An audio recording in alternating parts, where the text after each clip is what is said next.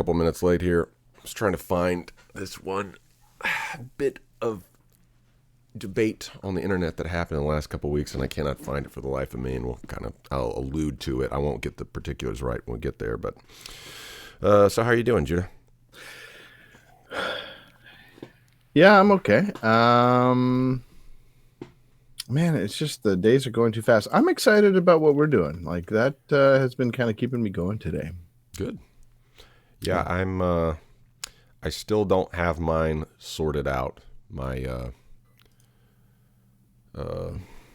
Doohickey, my DIY life management app, still in process. Honing in on it. Hey Henry, what's up, man? How you doing? Where are you at right now? It's everything's flown by and I can't remember anything anymore. I'm not playing any games. I'm taking a break from League until we're going to talk about, like, I guess my gauntlet to get back to playing League. If I do play League again, because I'm tired of Tencent making money off of me. Good man. Yes, thank you for the encouragement. I've got it on my desktop, just sitting there tempting me. It's right there next to Triple H's right nipple. It's right there.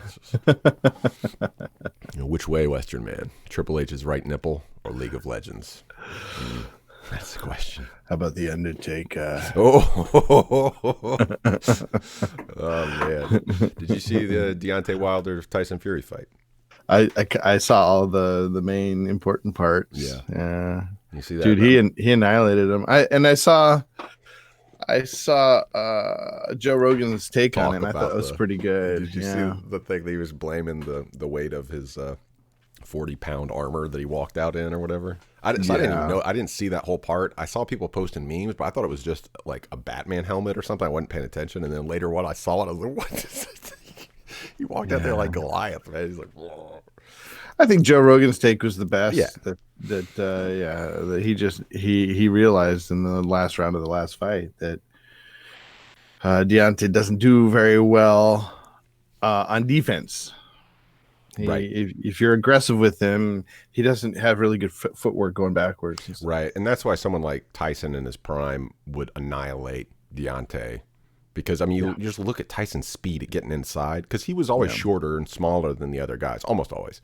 And his speed, like, I was just looking at some old footage of him where he bends down, like it's like limbo but forward. His head is like below his knees. He's like, I mean, the dude was just, he was sick, man. I mean, that guy is like a force of nature in the history of the world. I mean, that guy is just God tier. Jabby Coy official, how you doing? Good to see you in chat. So yeah, we're in this series. I don't know how long this series will last. The previous series was called, what was it called again? The one about from Create. I can't remember what I named the series. It's like 5 episodes in that slideshow that we were working through. Oh yeah. I don't know. Some like, unpithy name. Brevity is the soul of wit, and therefore I am witless. And Christy and Henry the chat. Now Henry is on YouTube and Facebook at the same time, making it look like I have more viewers. Thank you for you bumping my view count there. Thank you. Really. I got 10, but really it's like 8. Nerds. No, he's on Twitch too. He's on Twitch, so now like 30% of our viewership now is my cousin. Yeah. I bet my mom's watching from work too. Thank you, family. You really boosted the numbers here. So it wasn't Mastery of Craft and Action. That's what we're doing now. No, that was it. The previous one was called Mastery of Craft and Action, and it was a hypothetical framework for like creative endeavors or hobbies or business, in the real world. Just rolls off the tongue. Yeah. What can I say? Mastery of Craft in Action. I'm just I missed my calling writing for stuck-up journals, like periodicals. High dollar periodicals. You have to pay $200 to read an article. Hey Kathy, how you doing? Good to see you. Hey, I just shout out to your Berto, man. That was epic. Was it Berto or was it Byler? Oh, Berto. Oh, the song. Yes, yes. Oh Shout my out to Berto. gosh. I love that piece of music. Well, It's like my dude, you new did it jam, dude. justice. Well, yeah. I think it could be. I think it could be better. My part in it, because Well, there's do better something. then. Well, okay. I'll do. Maybe I should just do that this week. We're going to talk about that. What I worked on this week. I think it was even last week. Who was it? I want to say it was Bomb Diggy Bomb Bomb was like, good luck. He's looking at my spreadsheet. You have Oh, 1 I million know. objectives in this. Dude, I almost had a panic attack when you were showing it to me. He's like, you're an idiot. And this week proved that I am definitely an idiot, because I got, of course, this always happens. I had my song picked. It's Apache and Wasiu's Majesty. So Apache took 3 Mozart pieces and did an EP. Thanks to Jonathan for showing me this a year ago. Jonathan showed me that. Man, a lot of stuff happened a year ago. Man, I'm trying to remember. Yeah, I guess it was almost a year ago to the day. Jonathan introduced me to that. We were working on this one house. He's like, "Yeah, you like that dubstep stuff." He was, he's just fresh out of high school. He's like, "You like that dubstep stuff, so I think you might like this." And so I hadn't heard it yet, and I'm a big fan of Apache because he did a Mendelssohn remix, Mendelssohn's Violin Concerto remix called "I Dynamite." So he shared it with me. This was Apache's ode to Mozart, and so he takes bits of Mozart's Requiem and remixes them, and he had a couple rappers come in, and so this guy Wasiu did one with him. And it's the first on that EP. So I went back and I watched the music video for it, and had 18 million views, which is good for like a trap song or dubstep or EDM, whatever. I guess it's more trap. It's more on the trap side of the dubstep dialectic, but definitely still has a typical drop that you expect. And I went back and watched the music video for it. It's just perfect because they're kind of like, they're kind of winking at the camera without winking at it. It's just, yeah, I was like, okay, this is good. So I was going to take that one and run with it. That was the spreadsheet that you saw. And then on, I don't know what day it was. Oh, it was last week in the morning before the stream. I found out that my favorite remix guy, DJ Alex S., he got to start doing Toby Turner remixes and My Little Pony remixes. Like he was a brony and he did like dubstep remixes and stuff. Well, a long time ago, he did a remix of, what was it called?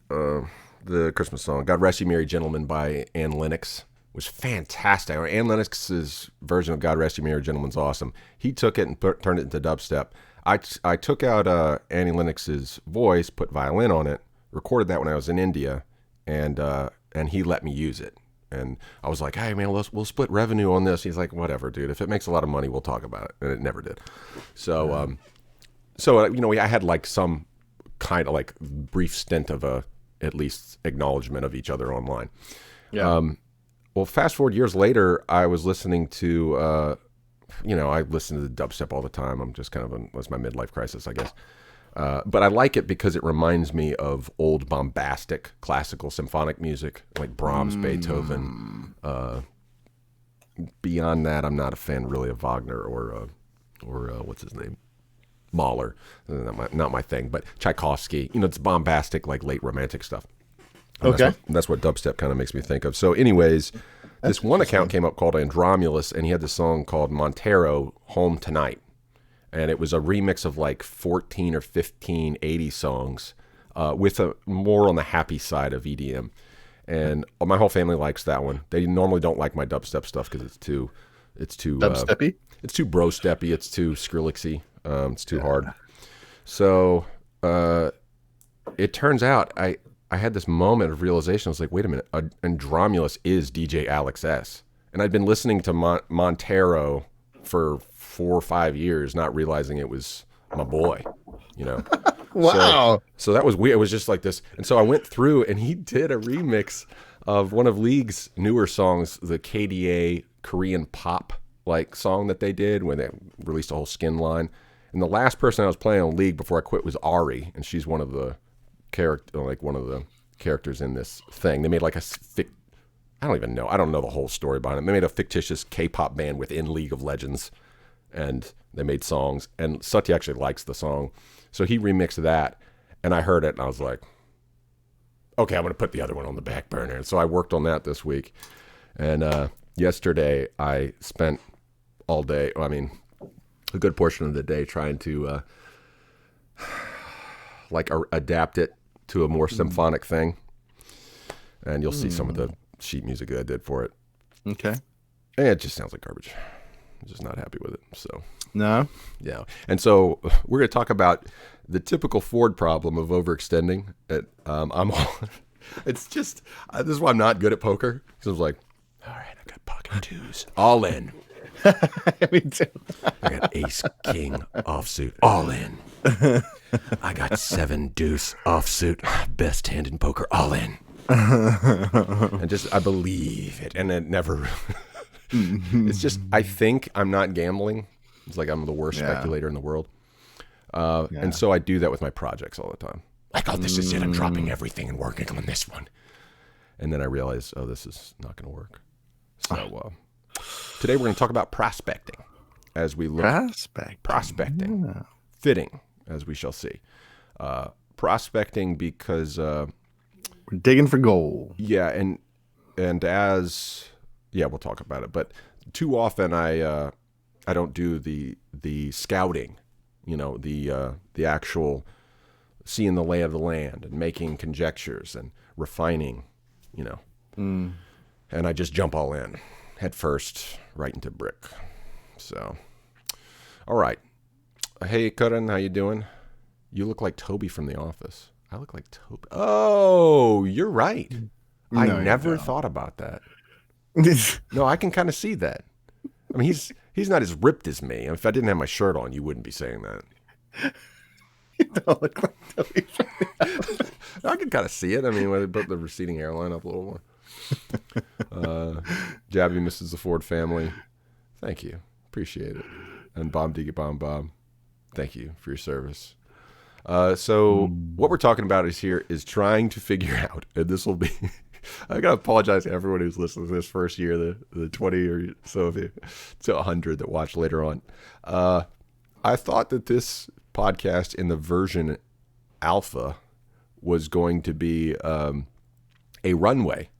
And we're just trying to get off the runway. Now I'm realizing we're clearing the space for the runway.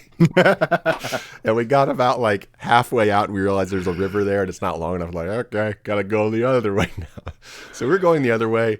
We're doing a lot of brush clearing and just clarifying what the vision of this channel is going to be for the next 10 years. Because the roar in 2020 is going to be good, baby. We just we gotta do the legwork and make sure our runway is not going into a mountainside. Because as we've said, I have the tendency to jump headfirst into a brick wall. So we got a little more brush clearing to do today, just like we did in the previous Mastery of Craft in Action. We're trying to get there. I was hoping, of course, just to jump right into how to figure out how to come up with our own time management app that is not cringy or reductive or forces people into like a box not of their own choosing. Of course, the problem with any personal improvement plan is at a certain point you have to bite the bullet and do things you don't want to do. That's what we're talking about, like basically sacrifice, going into hell, which for us is the spreadsheet. Right. But I'm just realizing that I also have a tendency when I commit to something, I commit too soon, and I end up halfway into that spreadsheet and realize this really isn't me. I mean, it's just there's something just this just ain't me. So we're just trying to make sure that we are as close in the right direction as possible, so that we don't end up into a mountainside cliff. Yeah, I just I just hope that we don't mitigate it to death. Just start looking at it from different perspectives till we never get to it. Like you said last time, we don't want to do half of a half of a half, And at a certain point, it's just going to be true that we're going to have to cut back on the dilettantism, going in 8,000 directions at once. So as the surfing violinist, I really need to hone in on what a goal is, or I won't see the project through to completion. So I think I'm in the ballpark.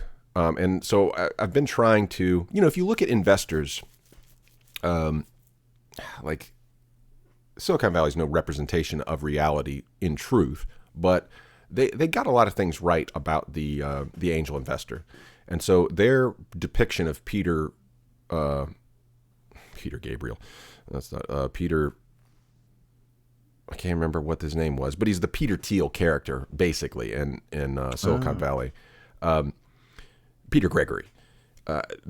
So after he dies in the show, they're going through his old stuff, and Monica's talking about how he had on a napkin like some crazy idea he had about cranberries, that there was some fungus that forms in cranberry production that could be used to.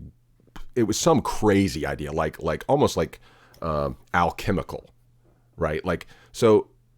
A lot of these people, like if you're on the bleeding edge of technology, or if you're on the bleeding edge of like a new industry, you got to think kind of crazy. But the thing that makes people like Peter Thiel successful, the most successful angel investors, is they know when it's not time to go all in on that. So they play the game very well for the long term, and they're playing a much more agile game than necessarily Warren Buffett would, because they're not looking for that one hot ticket item just to make money. They're trying to change culture and society and the nature of capitalism. So they're looking to leverage things not just for their own benefit. They really are trying to find a way to bring innovation into different spaces where.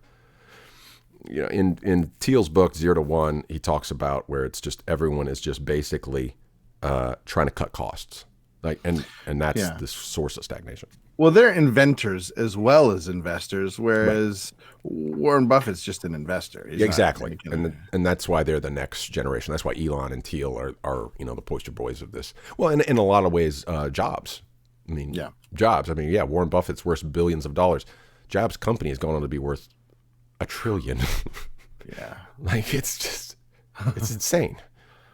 So we're trying to think like that without necessarily our goal of becoming that big, but to realize that sort of agility where you don't rule something out because it looks weird, but at the same time you're not like just. You gotta act, but you are gonna have to cut out certain things, and so trying to figure out what things to cut out. And so we're gonna talk a little bit about one of the ways I messed up in my actions this week. But this is kind of the slogan for what we're trying to do: replace predictable, tight feedback loops of consumption with reproducible rituals of craftsmanship with an eye towards creativity. So we're trying to do less time eating and more time making. So we'll zoom on down here. So I went through, I saw the college kid who took Duel of the Fates, and it's like 70 different, I don't know however many this is, 45 or something versions of himself. So I was going to do the same thing with that Apache song, and the spreadsheet with 1 million frames that needed to be completed of finished video footage. And we ended here, the Zeno's Paradox PSYOP. So here, I'll put this in the chat for anybody interested to follow along. Do you remember our buddy Jay? What was his last name? Jay, the guitar player. Smorey. Jay Smorey. Yeah. Smorey. I remember having a big discussion with him about Jennifer Knapp. And the one thing I want to be careful that we do, and sometimes you do this too, is we have to remember that because he was talking about how terrible Jennifer Knapp was as a guitarist. Oh, right. And so Jay is just he was a fantastic. He's one of the best guitarists player I've ever met in my life. Yes. Maybe the best guitarist. And I saw Eric Johnson live. And I think precise. Jay is as good as Eric Johnson. Yeah. Yeah. Seriously. Yeah. But here's Jay talking to me, at college, and Jennifer Knapp's making tons of money. You know what I mean? Right. And I want to be careful. We try, like, I've always, of course, you know, I've always favored the sloppy over the precise. Right. But I think there's a certain aesthetic To sloppiness. to the sloppiness Yeah. that we lose if we try to get, if that perfectionism can really kill. So I just want to bring that up. Yeah, it can kill creativity. And if you look at the history of why has mumble rap conquered, why has mumble rap actually beaten Eminem? You know, like one of the more technical rappers of the last 20 years. Or, you know, you think about like other guys who have just a machine gun delivery. Yeah. In comparison to this. What are they doing? It's like a celebration of mood, right? It's a celebration of tone. It's a celebration of vibe, you know? Mm-hmm. And all of rock, rap, blues, jazz is very technical, but all of rock, rap, blues, folk, pop, it's all rooted in this sort of middle finger to propriety. So that's why it wins. And so like the virtuoso does get annoyed by that a lot of times. So Bomb Doogie Bomb says the spreadsheet looks very similar to the one you made last week. Yeah, that's what we're going to talk about it. Because I made the same mistake this week that I was making last week. Okay, so let's get into it. The Zeno's Paradox PSYOP. Last week, I ended with this. Just eat, watch, play, read, chill, because you'll never catch up. Why bother? And then the discussion got hijacked by a Ford rant because somebody asked me what I thought about Bernie Sanders, and I went off on a Ford rant about Bernie Sanders and socialism and communism. And unfortunately, Carm Diaz was in chat, and I really singled them out. Unintentional, just typical Ford, just like shotgun and ended up hitting like my friends. So I may have scared Carm away from the stream, so I'm sorry if that's the case. I really don't want this channel to be about politics. I'm not here to solve the world's problems. I'm not getting paid enough to do it. So, and my opinion just doesn't matter. Nobody listens to me about that stuff. Nobody does, like literally. I posted on Twitter and like everyone's just like, I mean, I have a couple people that are kind of big following me and just, it's like, okay, whatever. So really all I'm interested right now is in fixing myself so that I don't make things worse than they are. And eventually, if I have the power, capital, and leverage to start looking how I can change things incrementally, not through these declarative fiat statements of political power or religious power. Like those things bother me when I see other people do them. I would much rather see this happen slow over time, giving people time to adjust.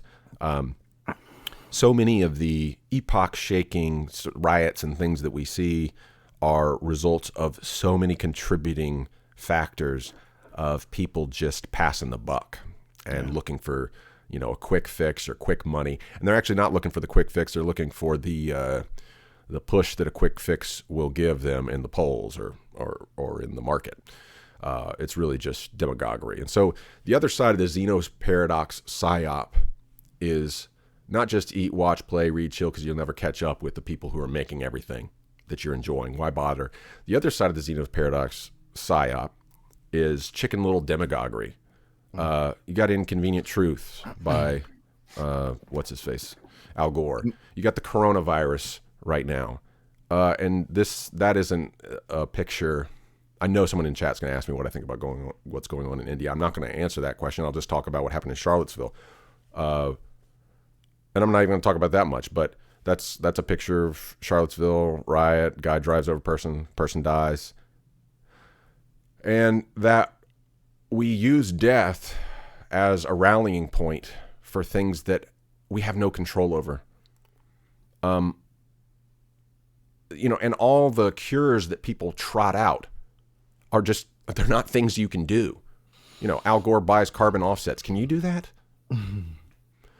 You know, the coronavirus, how are you actually going to defend against this? Really, in the 21st century, how are you going to defend yourself against the plague? Are you going to wear a little N95 mask? That doesn't help. All that does is keep your spit off of things. When people wear that, God bless Asians, but when you wear that, that's not all that's doing is helping other people.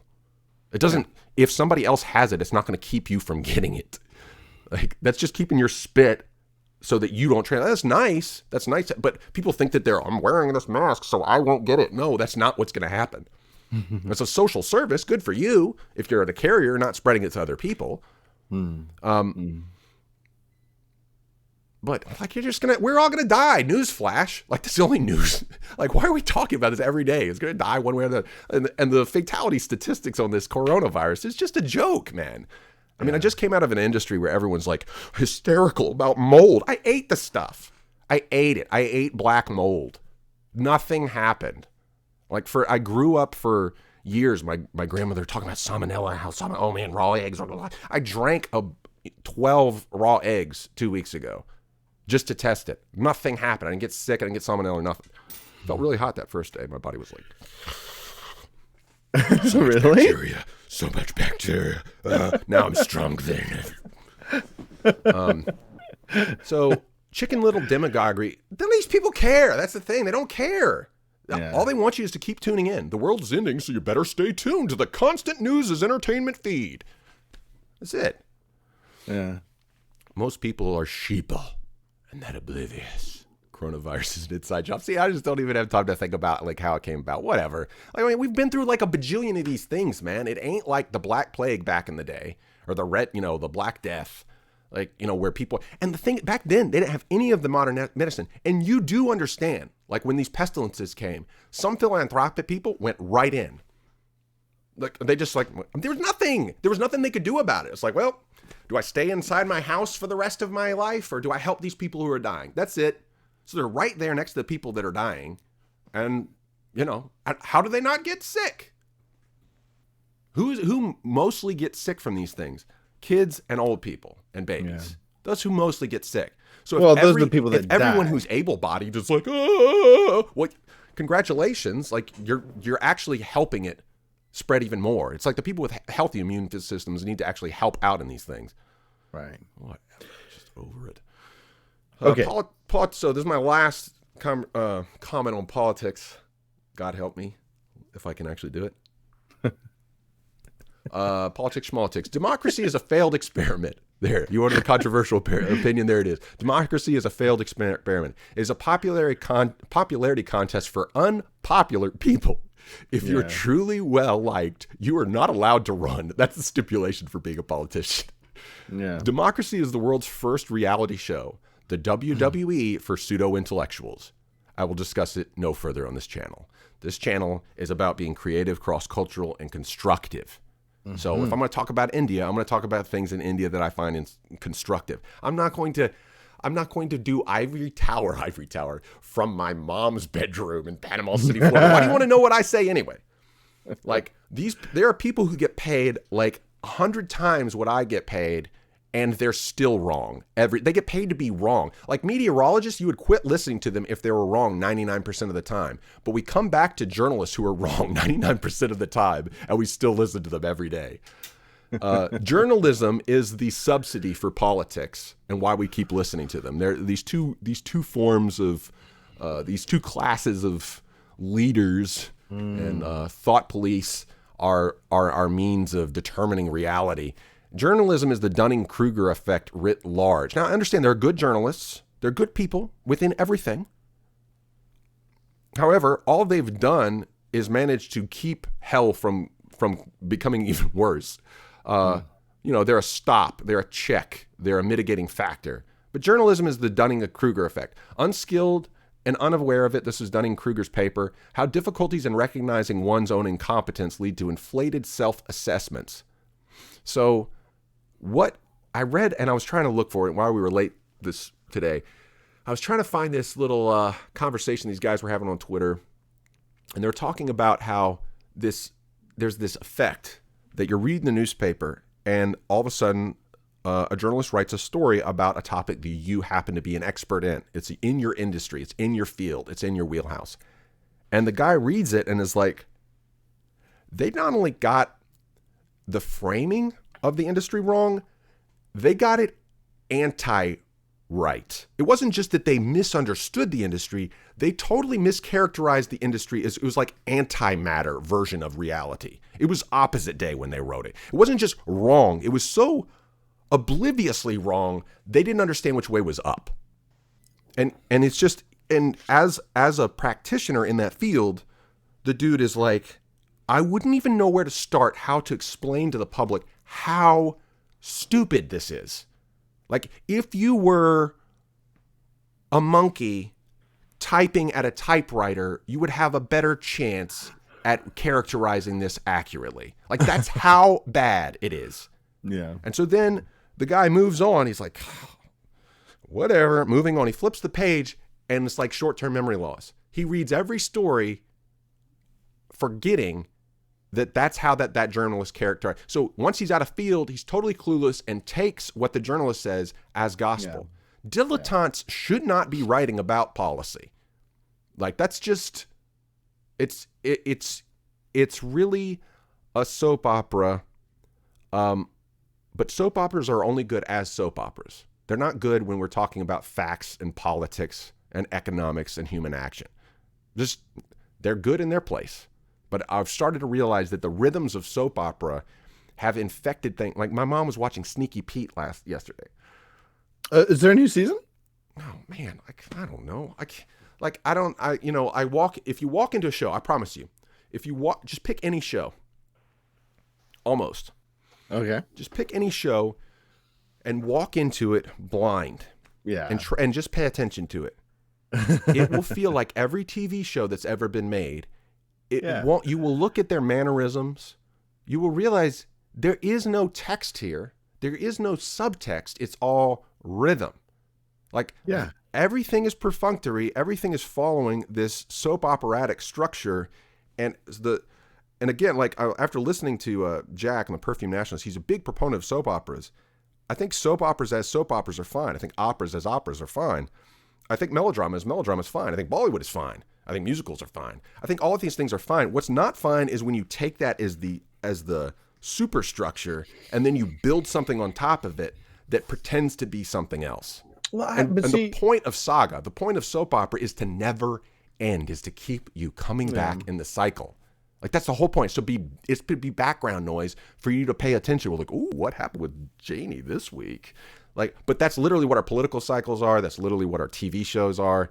It's literally what our music is. The beefs between two artists. Like, it's all soap opera. It's all WWE.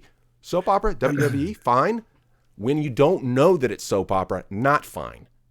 Not.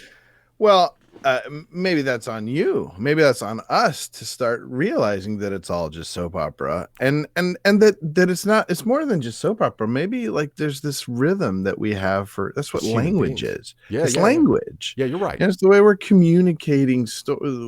It's good to come along and do something in a completely different language, but that's why you and I, like, have a hard time. Like, it goes back to, like, trying to beat the game our own way, Right. Well, and that's true. If you can go into it with that awareness and play the game, and have fun with it. The problem is the amount of people that aren't realizing that it is a game and are trying to speak that are thinking it's about facts and truth when it's really about vibe.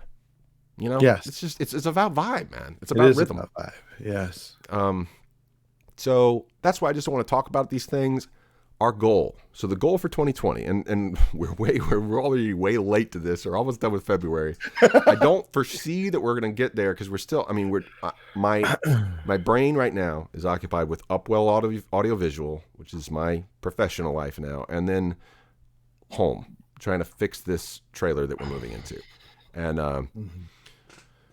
that's just taking up everything. But I'm hoping April or May, somewhere around in there, that we're going to revamp this whole thing. I already shut down my Patreon, so no one's going to be charged for Patreon anymore. We'll give us one more shot at the YouTube thing. And it's going to be my hobby, my side gig. And we will do, YouTube offers a Patreon option for people, and they've upped their price better than it used to be. And it integrates well. I can do all my updates through YouTube. I've done some tests with, like, the stories feature, and people actually do kind of watch them. I mean, as good as it does on Instagram or Facebook. So I'll just migrate everything to here. I've already went and started making emotes, and they're actually kind of fun. So basically, YouTube will be the hub of everything. And so what I'm trying to do is reduce everything down, because I think in terms of video. So going back to what Bombadiga Bomba was saying, like your spreadsheet still looks too complicated. Yes, you're correct. And so I think what I need, the thing that holds me accountable better than anything is finishing a video.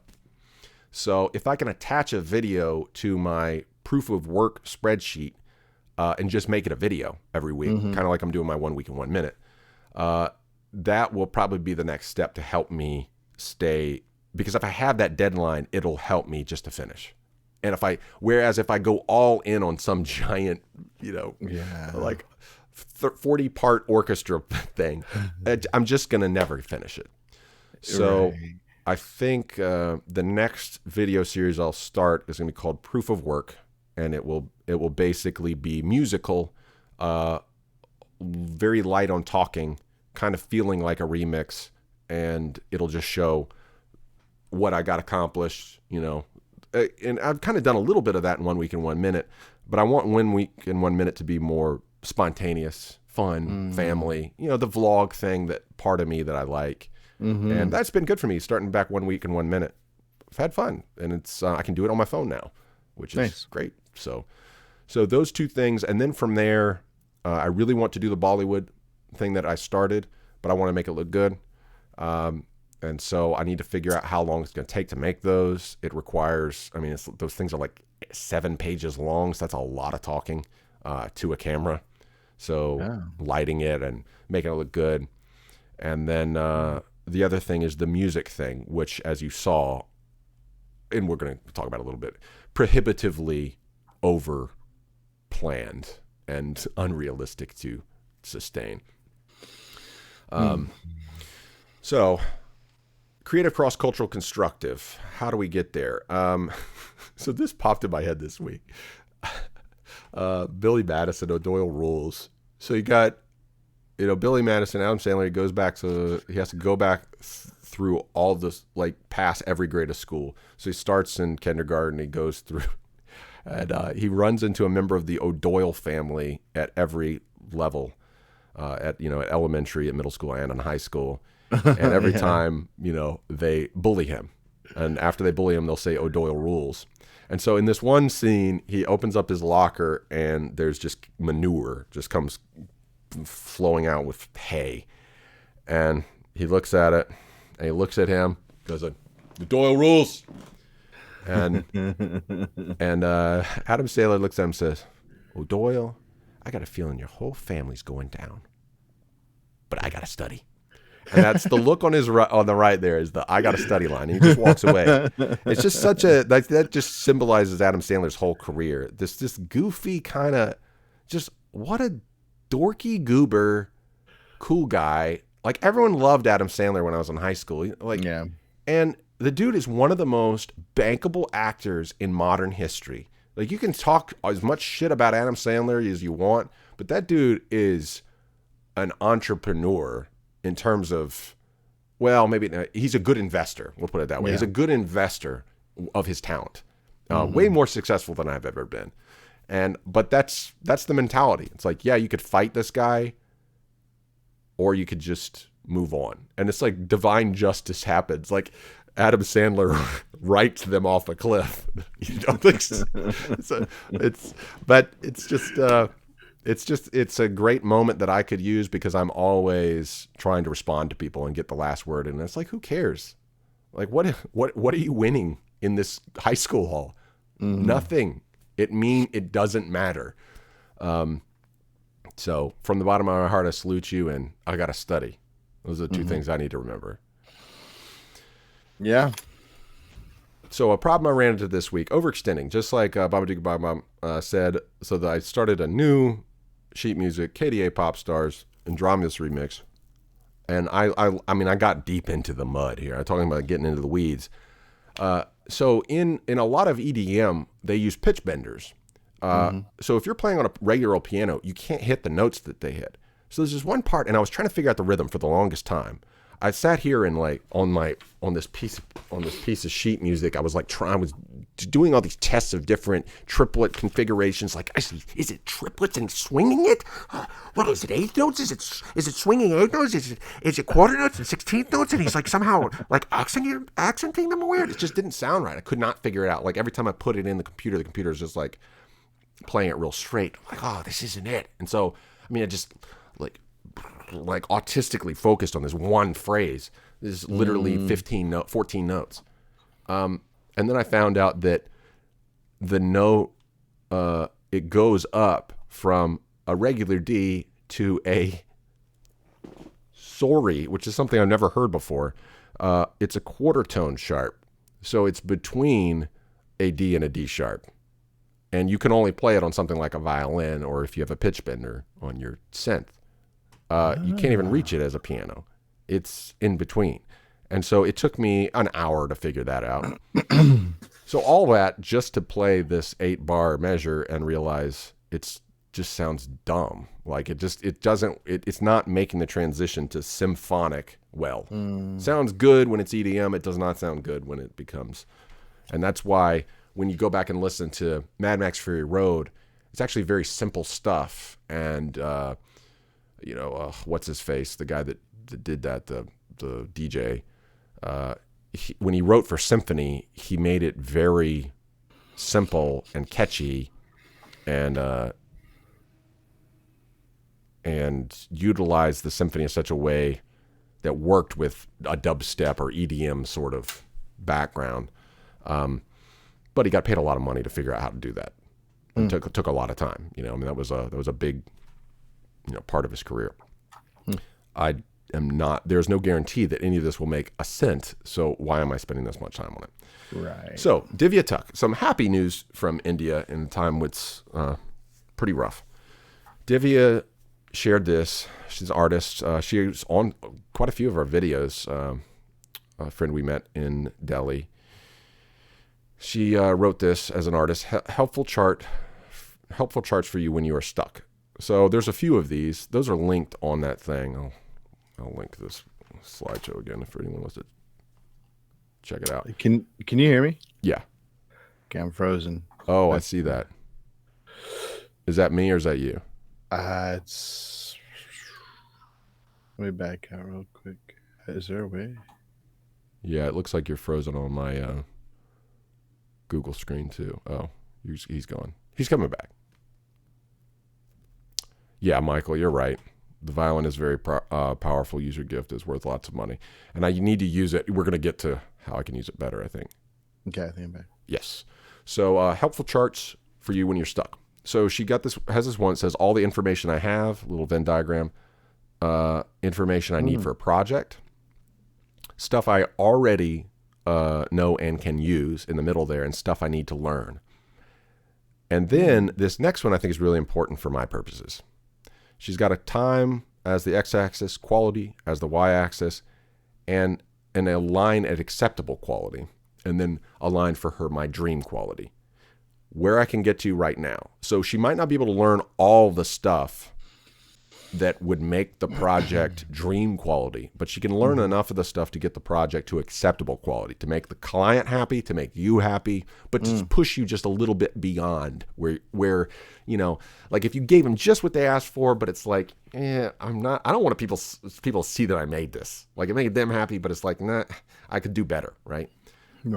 So to get a bit above that, push yourself, but not to go all in on the thing, which is, typical with me when I start working out or something like that. And it's like, you push to failure. Oh, I'm going to go beyond failure, baby. Yeah.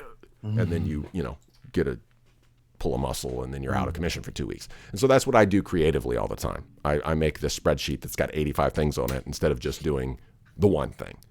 And, our inspiration here is Seinfeld's idea of building momentum over time. And his was just 1x in the whole day's calendar, as opposed to 45 like me.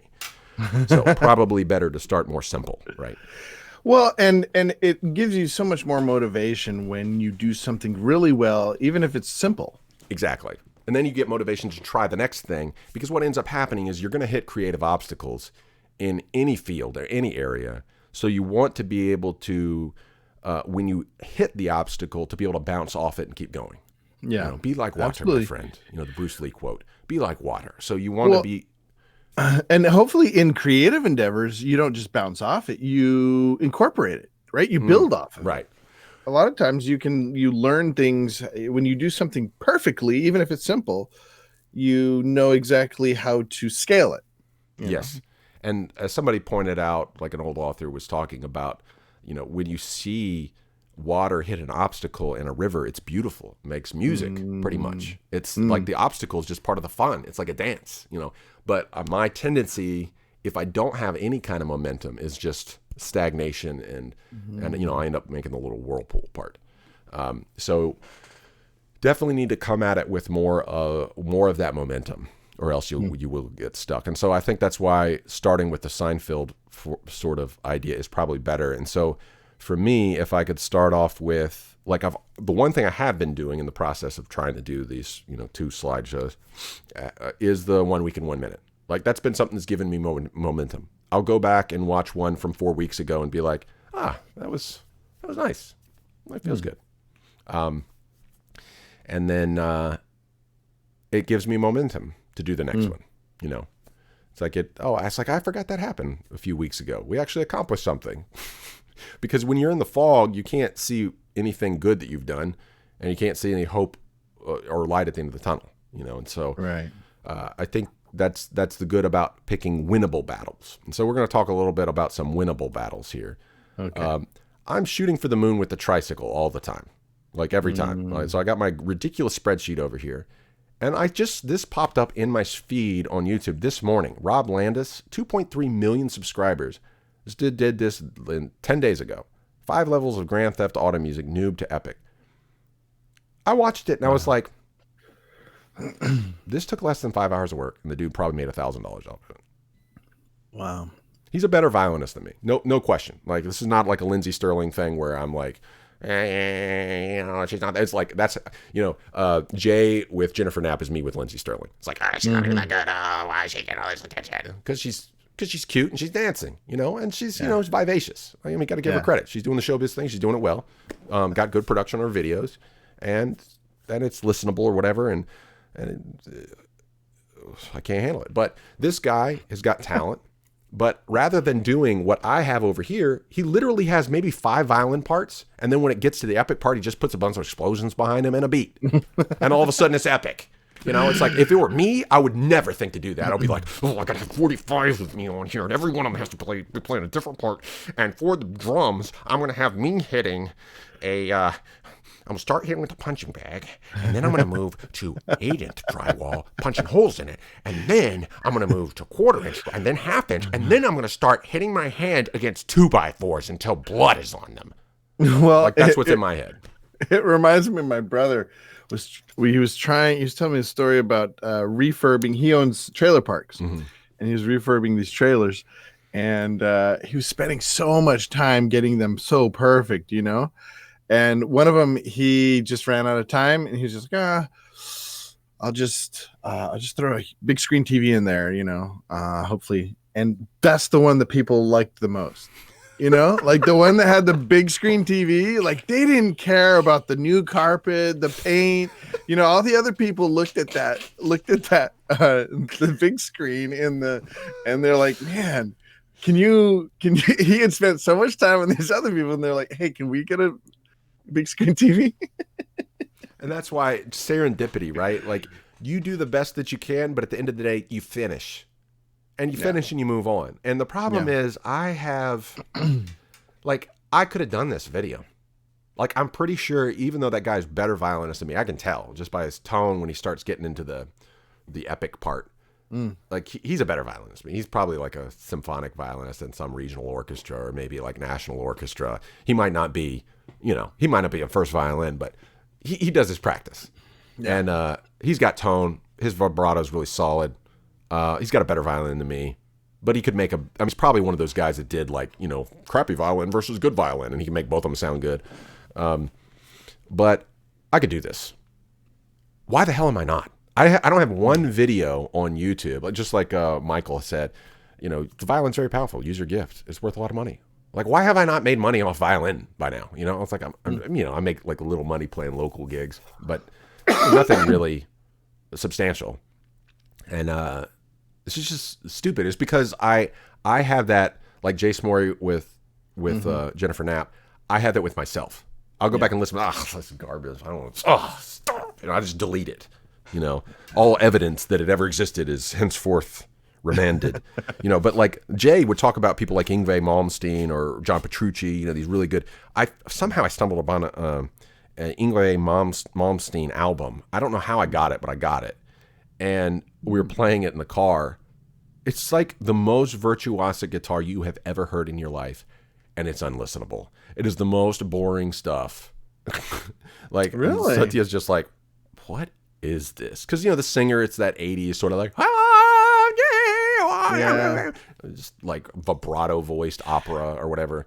And for the most part, I find that stuff unlistenable. I'm not a huge fan of really technical stuff. No, it's just not good. But then after that, we put on Dragon Force, which is still technical, but not to like Jay's level, right? Yeah. But even though they do that kind of operatic 80s metal stuff, everyone in the car still likes it, kind of. Like, Satya's like, it's cringe, but, you know, it's kind of cute or whatever. Rohan is like, this is awesome. And when Satya was a baby, I listened to Dragon Force all the time, you know, Through Fire and Through Flame. And she loved it as a baby. Like, Dragon Force. Every time we get in the car, Dragon Force. Really? Yeah. And so even though it's technical, it's super fast, but it's still something like, it's Dragon Ball Z is what it is. Like, you just listen to it, you're like flying, flying through the obstacles. So, you know, it's fine. Like, but I could do something like that with my violin, and, you know, and yeah, so I've just kind of gotten stuck. Finish and move on. Rings a bell. Yes. He wrote Black Star when he was like 20. Cringefoot front, proud of Satya. Wait a minute. Cycling guitarist. He wrote Black Star when he was like 20. Who is that? Cycling guitarist. Cycling. Yeah. Oh, that's yeah. Is that who wrote that? Is that Malmsteen? Black Star. Isn't that John Carpenter's first movie? Wasn't it called Black Star? Dark Star. It was Dark Star. John Carpenter's first movie. Okay, so last week, Byler was in chat. So one of my Twitter buddies, he said he recommended All Gold Canyon, the Tom Waits bit in Ballad of Buster Scruggs. Now, months ago, or whenever Ballad of Buster Scruggs came out, Anthony Peoples recommended it to me. He's like, yeah, man, you got to see this. Because we were talking a lot about Tom Waits at that point. I did my Tom Waits singing cover. Tom Waits. Yeah, I was singing Tom Waits. And he was like, man, you got to check out Ballad of Buster Scruggs. Well, we got to Meal Ticket, and I was like, that was the third one in Ballad of Buster Scruggs, the third vignette. And I was like, this is the most depressing things. This is like, this makes, hey, Coen Brothers, this makes No Country for Old Men seem like It's a Wonderful Life. Like, this is the most depressing thing I've seen. Oh my gosh, dude, it's so brutal. Have you seen it yet? No, I need to. Yeah, you got to watch it. Meal Ticket is just brutal. It's just like, golly, make it stop. Well, they do, because you get to the next one, All Gold Canyon. So I was like, all right, I'll give it a shot. I love the Coen Brothers. I've been almost unflagging my devotion to the Coen Brothers from day one. And, did you see the Job one? Was yes. Called that one was more depressing than. Yeah, that's pretty much perfect. I mean, I love it. Really? Oh man, I gotta see it. I love it. Yeah, no, they are. I would be on the more I'd be the other side of their coin. I think they're showing, you know, what can be and often is. And I would hope to be able to go as deep as they do, but come out on the happy side. You know, they tend to write the tragedy, but I would write the comedy, hopefully. So this one, I don't want to spoil it if you haven't seen it yet, but I watched it 3 times in one day, as per Byler's recommendation. I felt so bad about what I said to Karim last week, and I was just feeling like crap. I was just sitting in bed, and so I brought it up. And I actually tried to find Karim on the internet, because YouTube channel doesn't. They got it protected. Or they don't really have a way to reach them. So I was like looking all over the internet, like trying to apologize. But I ended up watching this, and this just reignited my desire. It's like I am not meant to be a talking head. Like if I want to be a talking head, it's gonna be like Rogan. It's that I still like Rogan. I still like the way that he does podcasts better than anybody. Even when I disagree with them or whatever, like his takes in general, just the way that he interviews, the down-to-earth nature of things, his breadth of understanding of manly stuff without being this pick-up artist, asshole, bodybuilder, like whatever. And they're good bodybuilder guys. I love y'all too. But there's just something like just lacking in pretension about his whole thing, even when he is being pretentious.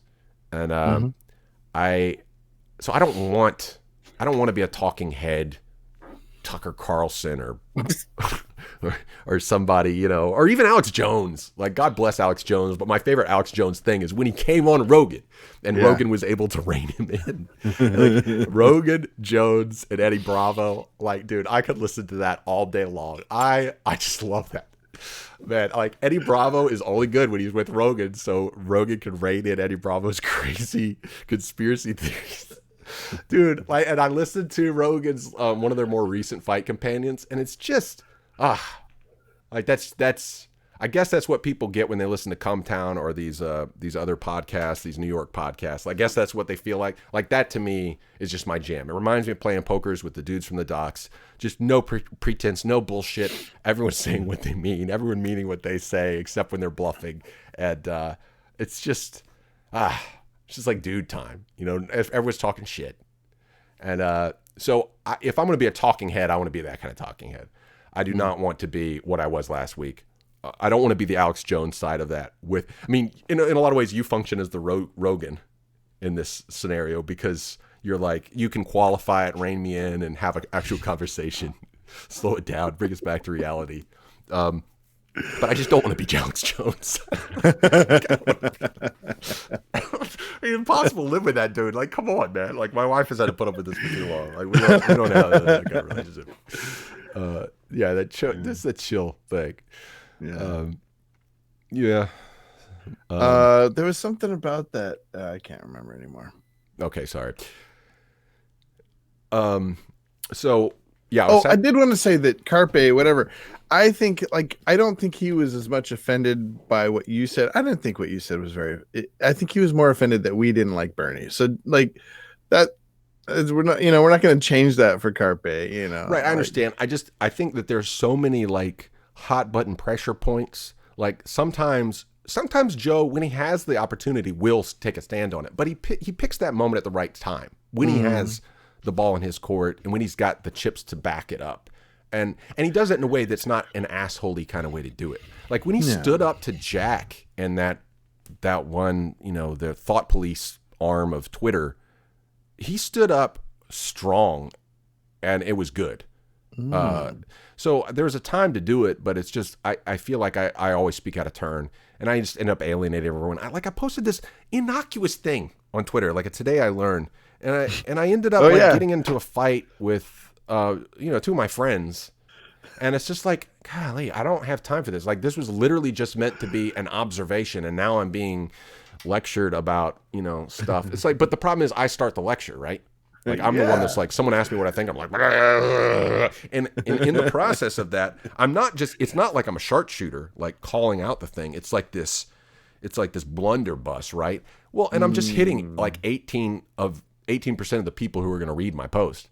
I know my friends, like they're not going to agree with what I'm saying. Like how many friends do I have who are Austrian economists? Like 1%.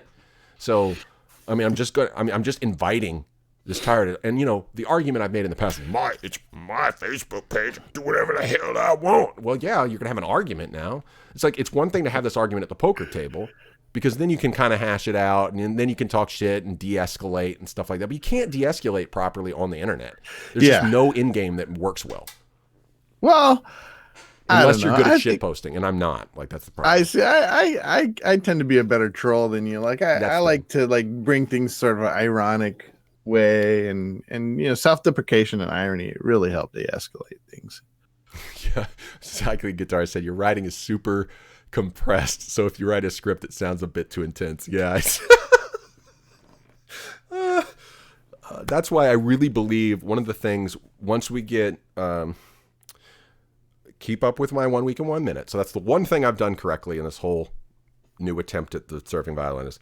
Add to that proof of work, which I think will be a less dialogue heavy kind of account. It's me giving account of my week. So that way I can hit the accountant part of our going into the spreadsheet hell, but do it in a way that's not so boring. So I satisfy my creative side, but also hit what I'm supposed to be doing through the week. Once I get those two things and the Bollywood thing. So really those two things, the Bollywood thing and my violin part, those four things, that's already too much probably. Once I get those four things, then I look at like a quarterly attempt at my Not in Theaters idea, which is something I wanted to do for 5 years. And it works. Like, what is one form of art that's in the public sphere that everyone consumes and is extremely compressed and extremely laden with meaning and mood? The trailer. So my Not in Theaters trailer idea is just basically make a trailer, and I got the camera to do it now. Make a trailer that for a movie that doesn't exist, that gets people saying, "What is this? Who's producing this?" Well, that's not actually a movie yet. Fund me. I'll make it. But I think the other way to do it, to make it work on YouTube, is make that trailer for something that only the fans get. So it's like a short story. And so you don't get to see the punchline until you read the short story, and only you guys get to see it. And if it's not a short story, then it's a song, like the song that's used in the trailer. Oh, yeah, you can buy the song on iTunes and fans get it for free. Blah, blah, blah. Like that actually kind of makes sense. So I think that will eventually, but I need to do the legwork with this stuff so that my writing is not shit. And that when you get to the end, you're not like, oh, that was like the turn of the screw. Like it means nothing. Like, well, I remember this thing you did on Facebook a long time ago. It wasn't that long, I guess, but remember you had like a little contest or something where you had people like write what are they called? Like the little short things to like shortened version of the movie or something. What was that called? Oh yeah. I forgot about that.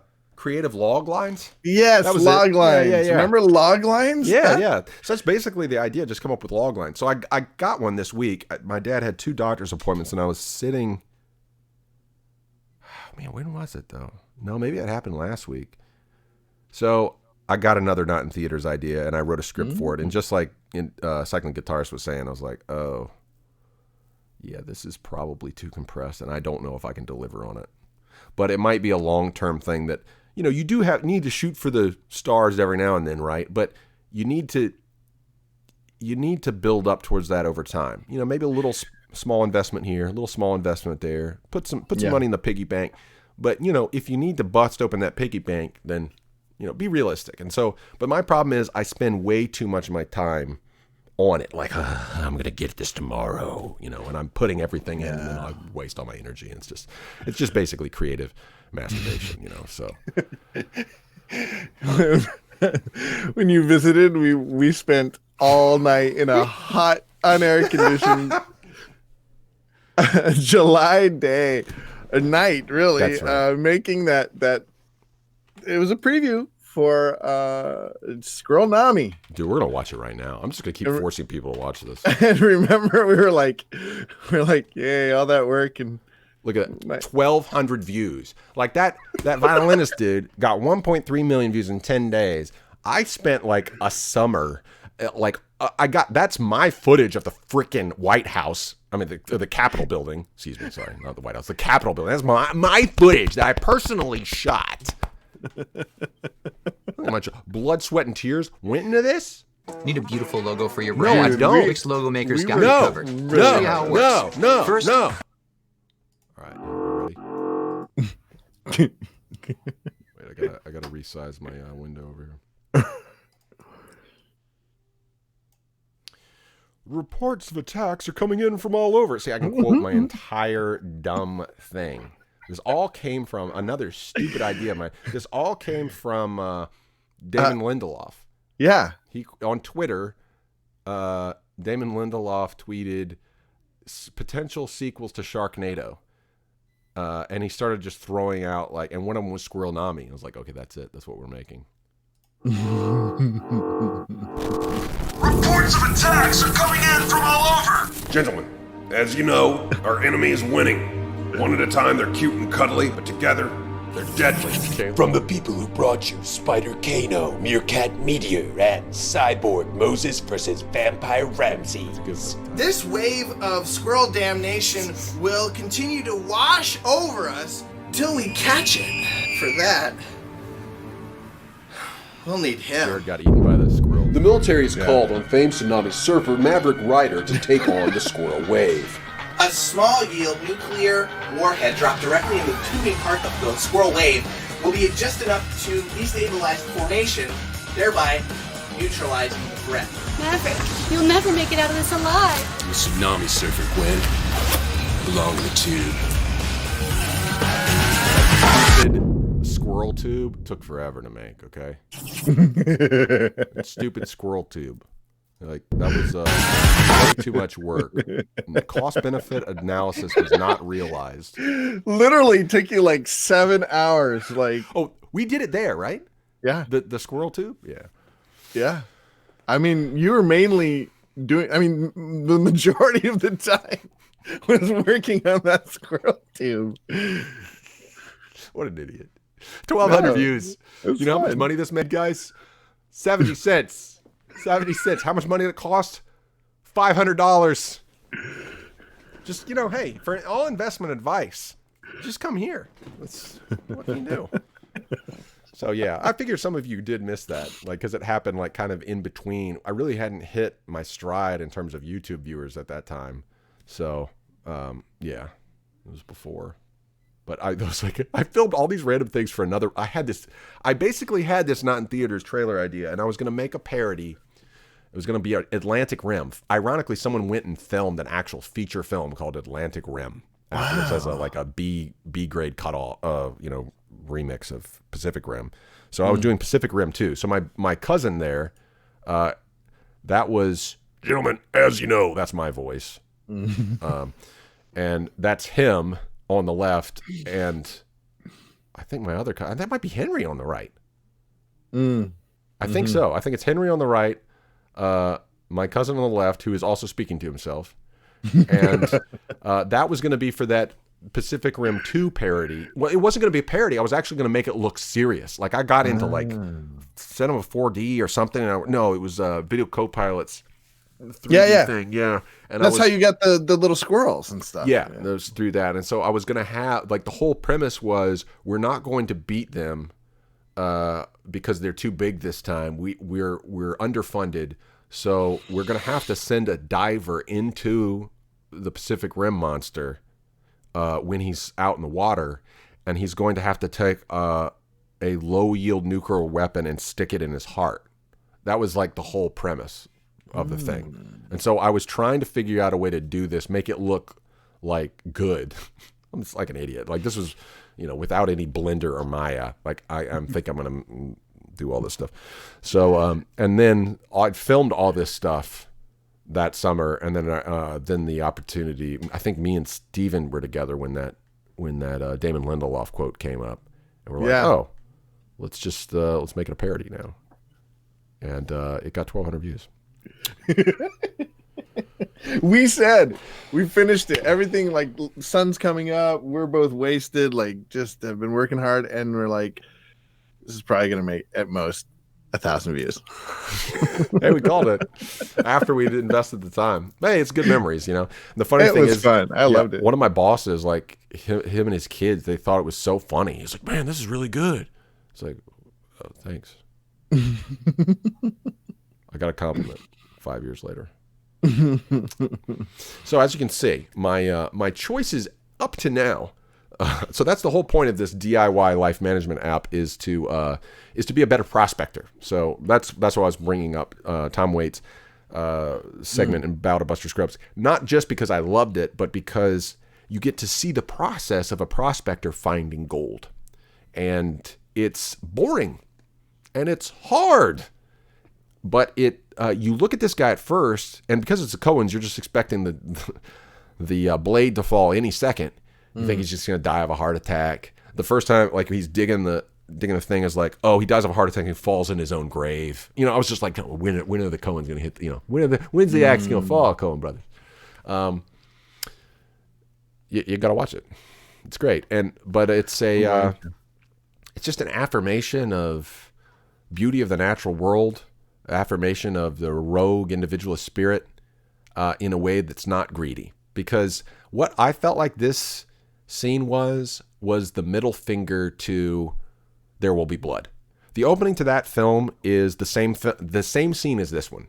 It's a prospector going in trying to find oil or silver. I think he's trying to find silver in that first one.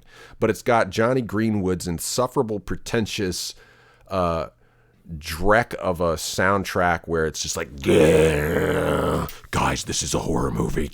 Like, just why don't you just come out, have someone with a voiceover say, this is a horror movie. Oh man. Oh, are silver you talking and gold are evil. Are you talking about There Will Be Blood? Oh yeah, There's oil. No. At that point, he's not. He goes and finds silver in the beginning. Oh yeah. So he's doing literally, it's the same scene. So he's like, oh, prospecting is evil. All of America was built on the back of evil. This evil man is a miner. Never mind the fact that all of our cameras are made out of miners' stuff. Oh, don't pay attention to the man behind the curtain. Oh, sinful, evil, prospecting capitalism. Boo! Oh, death metal nihilism. Bleh. It's like I said, I'm not going to be Alex Jones. I can't help it. So anyways, the Coens come. The Coens look like the most nihilistic people in Hollywood that hate humanity. But they're capitalists, man. They are actual capitalists, the good side of capitalism. I believe that they are actually the good side of capitalism. They raised money for Blood Simple, $500,000 in 1980 money. What year was it? It was early. It was one of the earlier Sundance winners. $500,000 back then, pretty good chunk of change. I mean, Ryan Johnson made Brick for $500,000 in 2005 or something. So, wow. I mean, that's significant more money back then. But they raised that by themselves with a trailer that they made, and they went around and showed it to doctors and lawyers and businessmen, and were like, hey, you want to get in on this, invest in on this? And we're like, yeah. So they found people with capital. They said, we're going to sell this, and we're going to make money with it. And they made back like 10 times because the thing went to Toronto, the thing went to Sundance. It blew up. It made them back money. And then the rest is history. And the thing is, they didn't phone it in after that. I mean, you go back and watch. Yeah, I mean, there's some it's totally justifiable to call some of their movies phoning it in. But I think they all work for their own intended purpose. So a movie like Hail Caesar, like, I love that movie. It's not one I'm really ever gonna watch maybe again, except maybe to show Melissa. But I think all of their movies just have a piece in their oeuvre, like it fits in there. It's a book on the shelf, and you can pull it out, and it has a point that's different than the other one. They're not all the same, even though people, Coen have a very distinct style. They have a very, like, seemingly nihilist sort of approach. But they even hang a lantern on that in The Big Lebowski. Sounds exhausting. Come on, man. So this, like, redeemed, for me, it just brought me back to the love of narrative cinema and what it can accomplish. And the Coens started their career with the trailer. I'm going to start mine with the trailer. So I just got to, get there. And I need to have more realistic goals. When you look at this one, there's a bit of CG. The deers are CG, and you can tell it's not that great. The deer, but it's simple. It's not trying to rewrite the laws of Aristotelian plot structure. It's just honest and earnest, and it's a good prospector, and it's the best rebuttal to There Will Be Blood. So for all those reasons, I love All Gold Canyon, and Tom Waits is just absolutely dynamic. He's not even acting, dude. He's just being himself. It's just perfect. Mother McCree. It's made my week, dude. I gotta see it. Thank you for pointing that out. You're only 40 views away from reaching 500,000 views on 4 years of American Indian. Wow, I didn't know we were that close. That's great. Thanks. So I've almost hit the 500,000 mark on one video, but I need to do what that guy did. I mean, obviously he's got 2 million subscribers, but even still, like getting a 50% view rate, that's sick. That's sick. Like, so he did a great job with picking a popular topic. People love Grand Theft Auto, put violin to it, and just it's perfect. Perfect little mix. And it was simple. I guarantee you that dude was able to do that in 5 hours because his skill is at that point. He put some like makeup on, like make him look like, a little more hard, and put the drum beat behind him. But it worked. That's successful investment, and it doesn't hurt anybody. That's good capitalism. Like, it's just like, it doesn't hurt anybody. It's just, it like takes no overhead. It's just like pure profit. Gives people a nice day, a little fun thing to watch or whatever. Mm-hmm. I'm always trying to swing for the fences and make something that's gonna like change people's world forever. But then nobody sees it, so what good you can do. Well, and that's what I hope.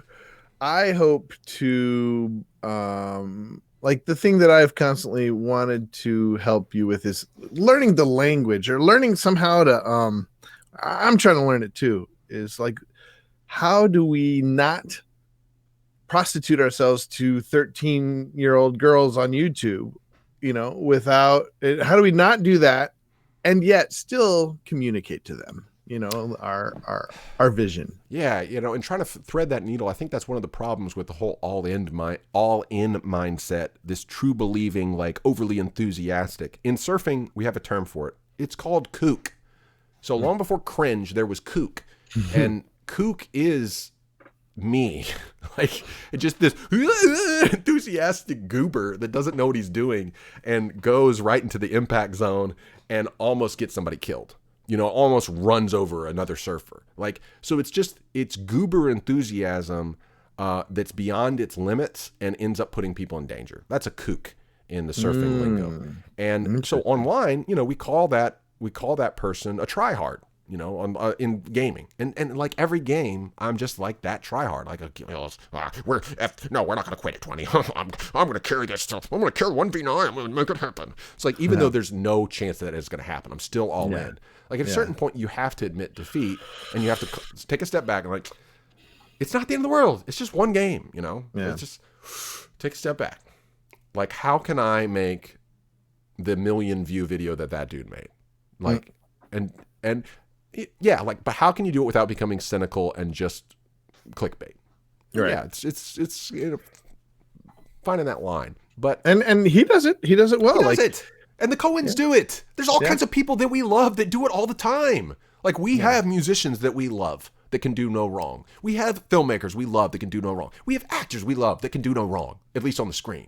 Like, there's so many times this last year, and a very cynical year, I had great moments in the movies where it's like, I love that moment. I didn't like the whole movie, but I love that moment. And it worked for me. And I'll take the good with the bad, Right. So, like, if you can't put some bad up with the good because you're such a purist and a perfectionist, and that brings us back to the Yngwie Malmsteen versus, pop star scenario. The surfing violinist versus Lindsey Sterling. In that dialectic,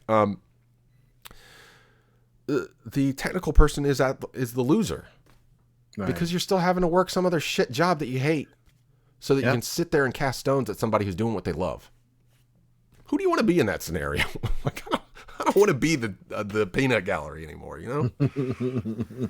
Like, last week we watched Maldi's game, same day. And my initial reaction to that movie is it might be my favorite Sorkin movie. I loved it. Like, it was game. I've not even heard of it. Jessica Chastain, about this woman who ran a poker room. I don't think it's perfect. Like, any, no movie's perfect, but it might be the movie that gets poker better than any I've ever seen.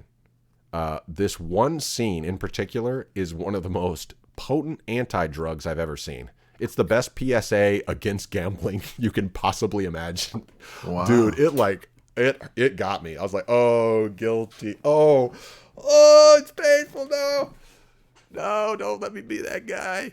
Like, there's a reason why, going back and I may have mentioned this. I think I did.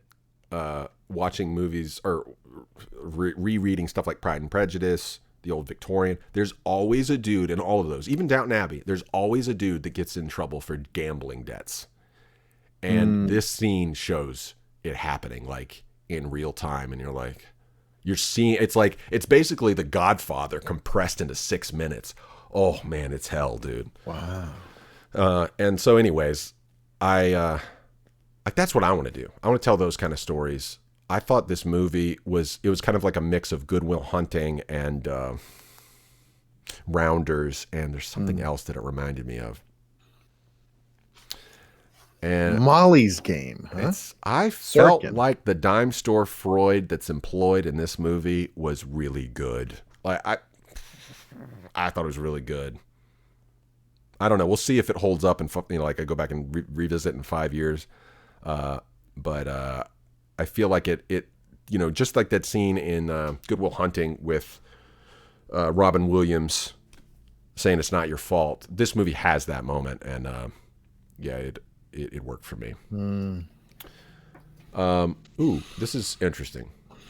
Cyclone Guitar says, if you could put a scene, a power level, or some sort of quantifying number on you when you went all in, would that number be high enough to have enough impact to justify the relative effort put in? See that I think is something we need with this whole DIY time management app. Because you and I, we don't put, or I'll speak for me, I don't put a whole lot of, I don't think about the value of how much effort I'm putting in. Like however much it takes. Yes. Kind of. That's exactly right. So a couple weeks ago, I mentioned that Jesus parable that Christians often take for a religious thing. Before you go out and build the tower, make sure that you have enough to complete it, or else people are going to make fun of you when you get stuck halfway. Like, oh, this guy didn't have enough stuff to finish. I just think that's a practical bit of life advice. And I am guilty of that all the time, where I do not have the chips to call the other dude's bluff.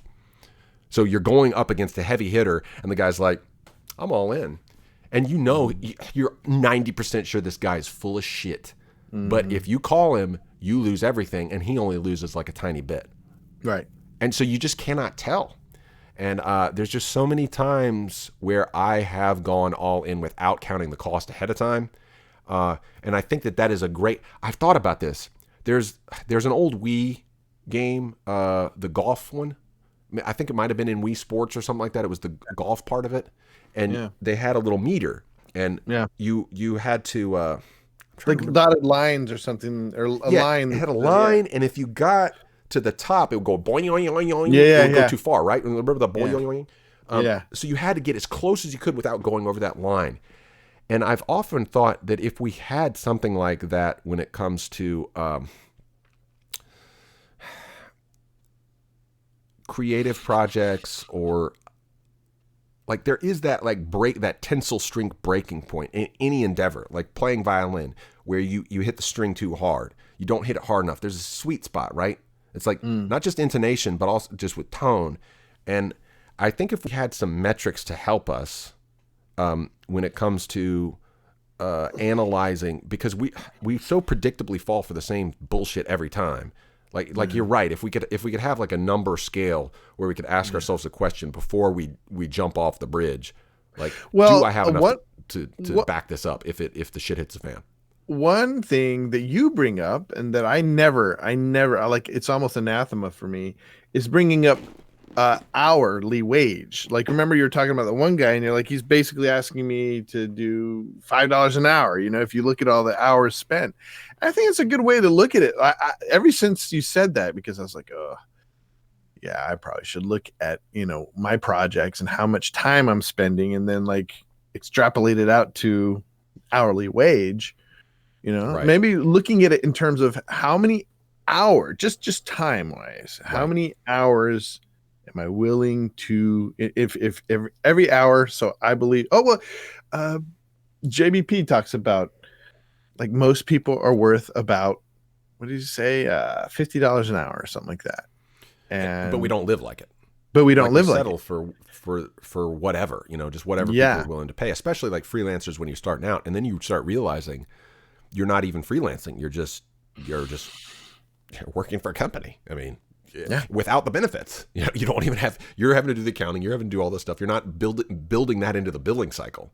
Because if you work for a company, like all that stuff's taken care of, so you're paid for a very specific task. Of course, companies start getting really cheeky with that and having expanding your job description as time goes on. But I think you and I have to treat ourselves like employees. Like employees, yep.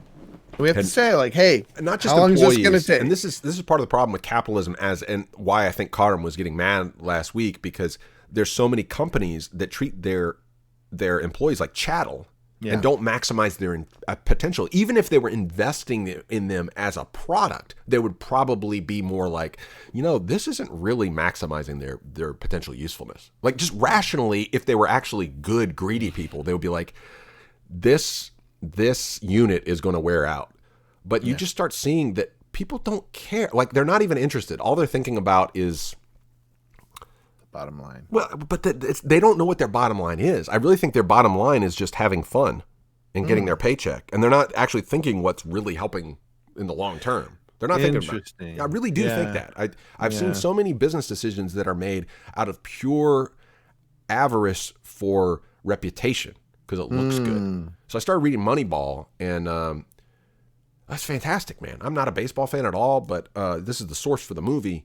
I think we're gonna try to watch it tonight. Like, Molly's Game has kind of gotten me on this like financial thinking, and because I've seen Moneyball before, and it definitely takes some artistic, Hollywoodized liberties with the source material. But dude, I mean, I was just screen capping, like taking pictures. I actually got a book from the library. I was taking pictures, like, geez, like almost on every page. There's just there's great advice for people who are short stacked in the big game of business. Like, you're up against the New York Yankees, and they got $12 million, and you've got $2 million.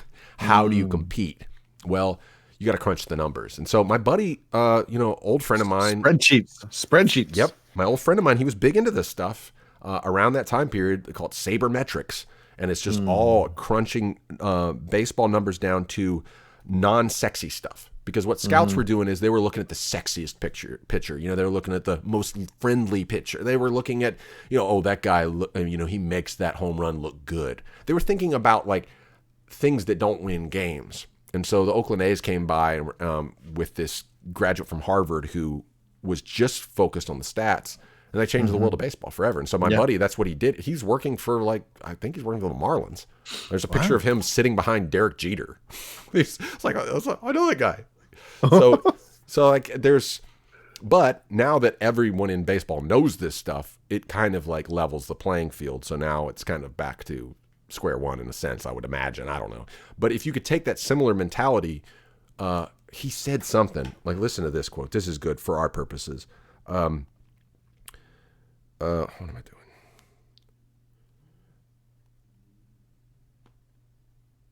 Okay, so here, I'll just read these quotes here. I can't remember which one was a good one.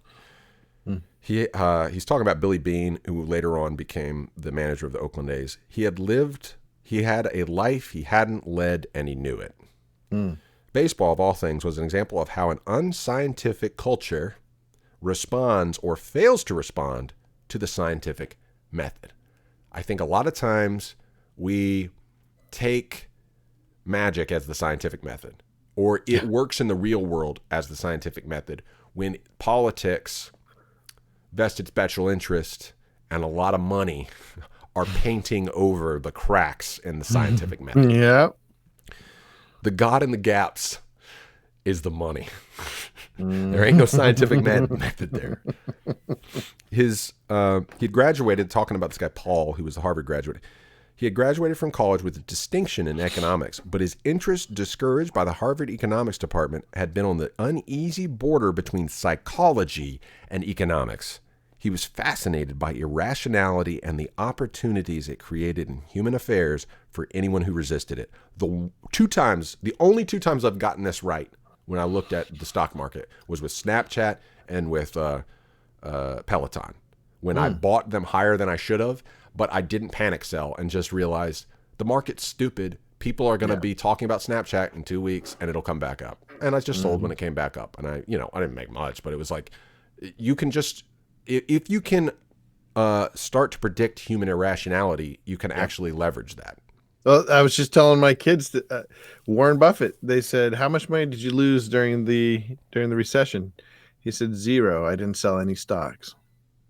Right. I waited it out and made like 50 times on the back end. Yeah. Yeah, and I explained to them, like, as long as you don't sell, you don't lose any money. Yeah, and the panic mechanic, that was when I was doing Building a Better Me. That whole idea was way to sit through it when people have written you off and everything is encroaching in on you, and you can just breathe through it and walk through it. Yeah. Fear, uncertainty, doubt are going to kill you when the chips are down.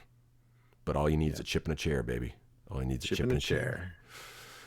All right, a couple things. Second Guitarist said, AMD versus Intel is a good example of a company managing to compete despite a 10 times size disparity. And yeah, those stories, I mean, they grab our attention because that's us. I mean, we're starting with like we're on the small end of the scale here, but we're going to have to start employing some real mental, social, cross-cultural jujitsu. Yeah. And our goal here, and think about jujitsu is not a bad metaphor here, because our goal is not to like incapacitate the opponent. We're not here to just blow their head off, like that's really not what we're here to do. Like, right. I believe that there's a better strategy than scorched earth, and I believe there's a better strategy than strip mining.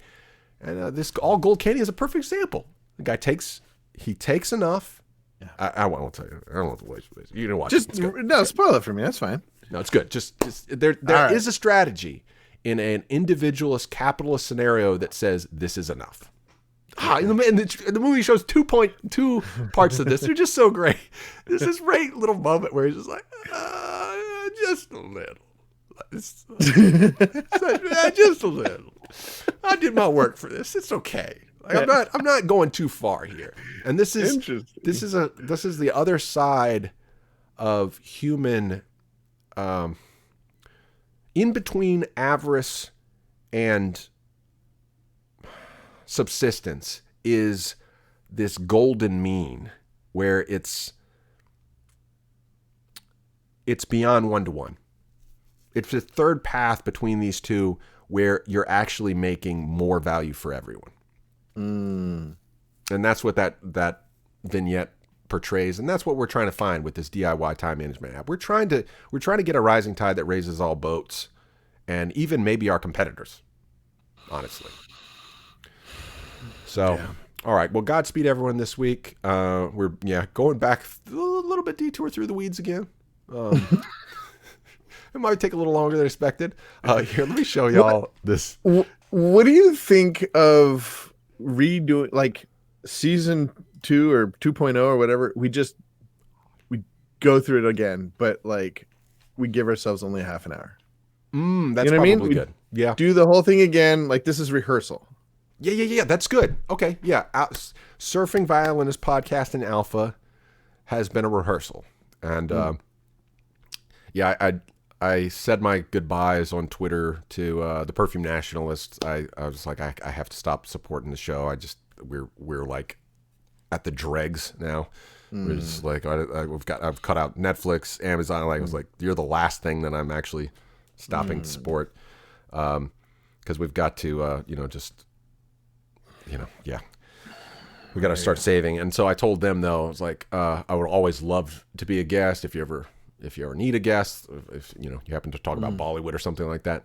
And y'all are always welcome on the show, of course. But I wouldn't recommend it for a while because I have no idea what the hell I'm doing.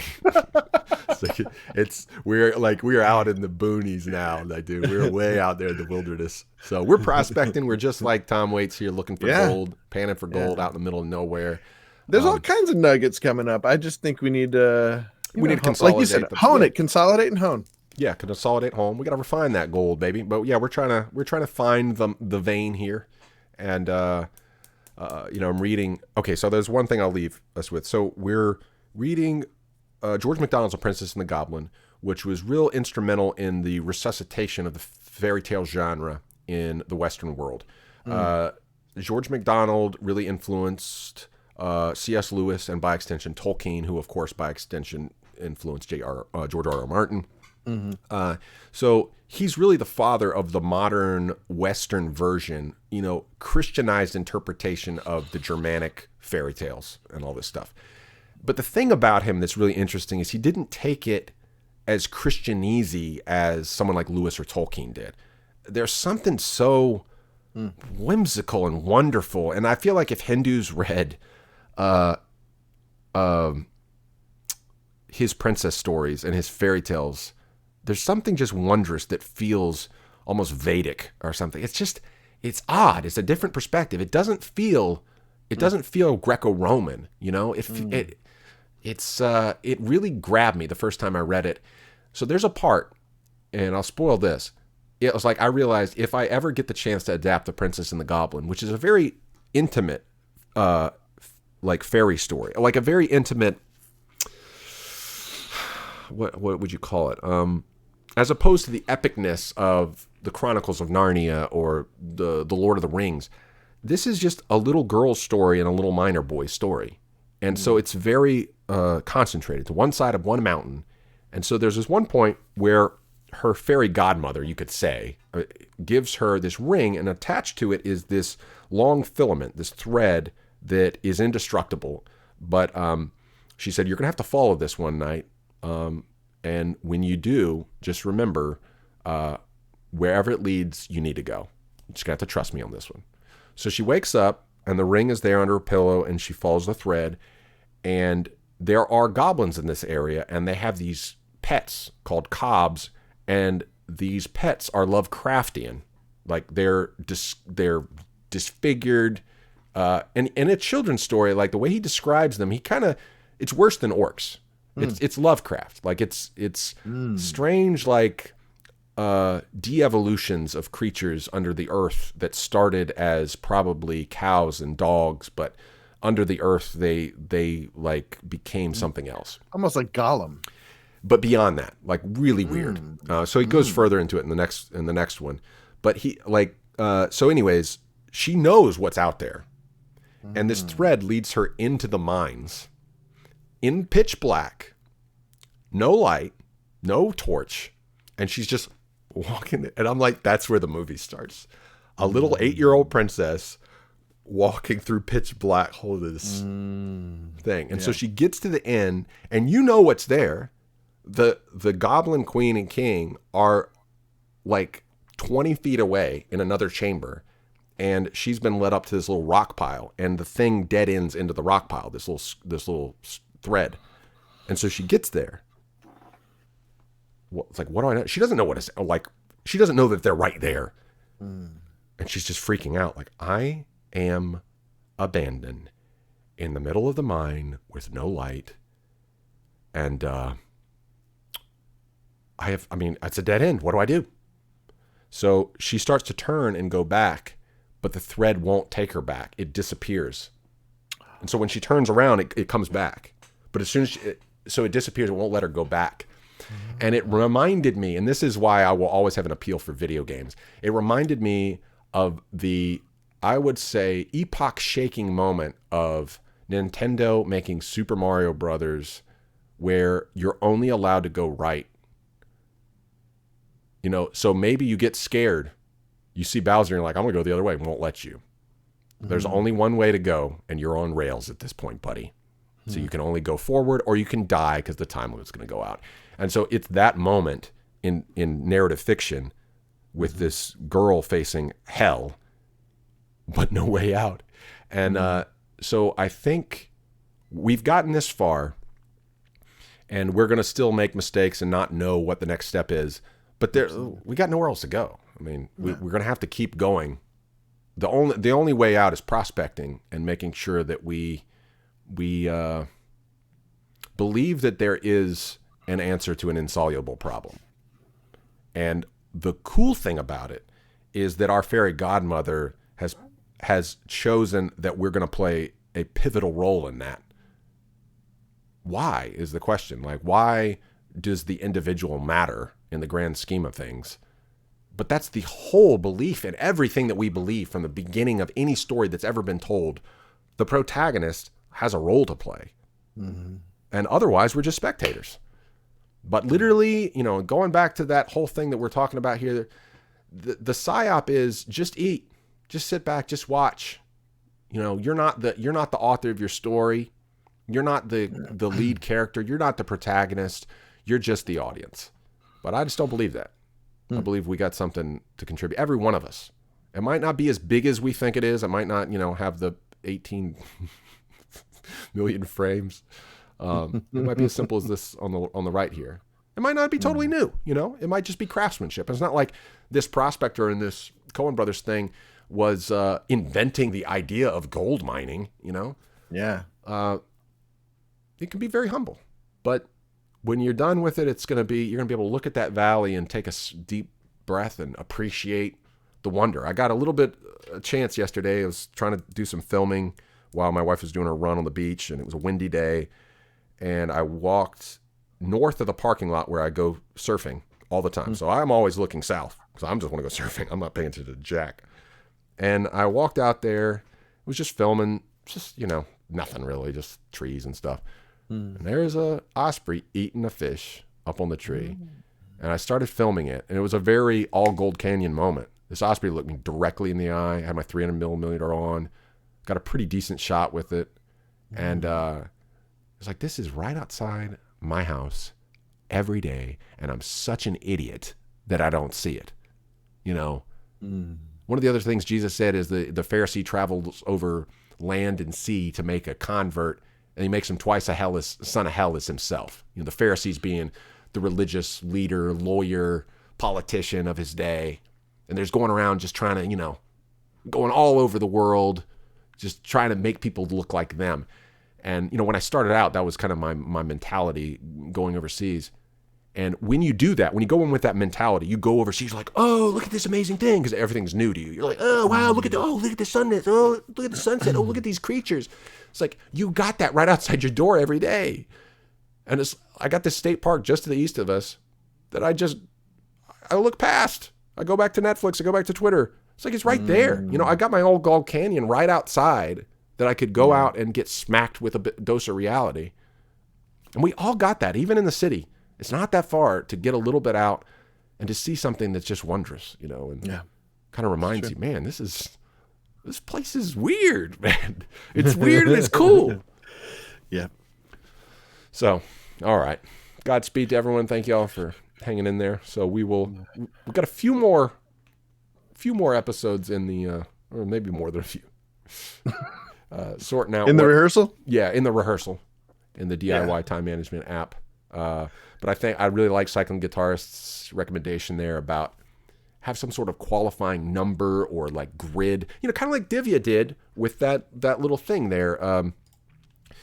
Just some helpful charts. Sometimes it's just so simple, but it's like sometimes even a Venn diagram can kind of clarify something, Right. It's like the Ikigai chart that Japanese culture has, where your talents, your resources, your time, what you can get paid for, like, just be honest about this and see where it can line up. Like it's not selling out trying to make ends meet, and maybe you can find a creative way to make all these things fit together. Yeah. Hi Ford, bye Ford, hi Gyro, bye Gyro. Thank you for dropping in. All right. Well, from the bottom of my heart, I salute you. From the bottom of my heart, I salute you. I'm going to start. So even before we get to the beta or version 1 of the Surfing Violinist podcast, I'm going to go ahead and leak the next version of the statement. You ready? So until next time, may God be with you on your quest for consistency, kismet, non-zero sum creativity, and cross-cultural communication. Godspeed. Is that not long enough? I probably need about 2 more. I think. It's like still it still flows too well. It needs to be more clunky, I think. It has some alliteration in there. The cross-cultural communication. So before it was, keep it creative, cross-cultural, constructive. It was at least concise. Yeah. But I'm adding a 4th C in there. Consistency. Taking out constructive. Putting consistency in kismet. You and me need the consistency. We need that proof of work. We need the spreadsheet. That's what my consistency is going to be. And then the creativity, Well, we'll hopefully get there. All right, guys. Godspeed. We'll see you next time.